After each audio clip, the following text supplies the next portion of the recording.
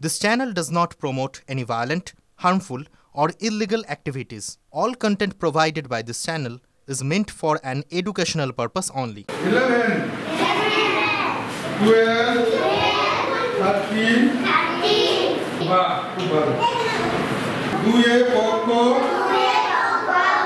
3 এ নেত্র 4 এ 5 এ 6 এ class দেখেছো ছবিতে দেখেছো সত্যিকার দেখেছো বাঁকুড়া শহরে এমন কিছু স্কুল রয়েছে যেখানে পড়ুয়ার সংখ্যা একেবারে হাতে গোনা 1, 2, 3 অথবা মাত্র 4 জন, আর শিক্ষকের সংখ্যা 2, 3, 4 জন। মাত্র 3 জন 4 জন পড়ুয়ার জন্য 3 থেকে 4 জন শিক্ষক নিযুক্ত রয়েছেন। আর বাঁকুড়া শহরের কয়েক কিলোমিটার দূরে বাহাদুরপুর প্রাথমিক বিদ্যালয়ে সেখানের ছবিটা একেবারেই অন্যরকম। আমি যে জায়গায় দাঁড়িয়ে রয়েছি সেই বাহাদুরপুর প্রাথমিক বিদ্যালয়ের ক্লাসরুমে, সেখানে একজন মাত্র শিক্ষক নিযুক্ত রয়েছেন 20-22 জন পড়ুয়ার জন্যে। আর সেই শিক্ষক কোনো কারণে অসুস্থ হয়ে পড়লে বা কোনো কারণে ছুটি নিলে স্কুলে পঠন পাঠন কার্যত বন্ধ হয়ে যায়। গতকালই তেমনই হঠাৎ করে ছুটি নিতে হয় এই স্কুলের একমাত্র শিক্ষককে, আর তারপরই স্কুলের পঠন পাঠন বন্ধ হয়ে যাওয়ার আশঙ্কা দেখা দেয়।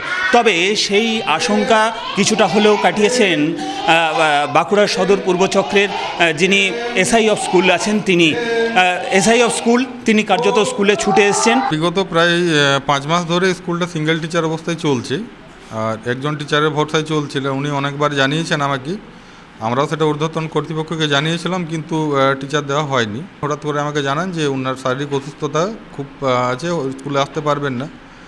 তো ওই সময়ের মধ্যে টিচার অ্যারেঞ্জ করাও সম্ভব হয়ে ওঠেনি। তাহলে এরপর সেই মানে এখানে স্টুডেন্টরা এসে স্কুলের সামনে দাঁড়িয়ে থাকবে, তারা তাদের স্বাভাবিক পঠন পাঠন থেকে বঞ্চিত থাকবে, এটা তো আর মন থেকে মেনে নিতে পারা যায়নি।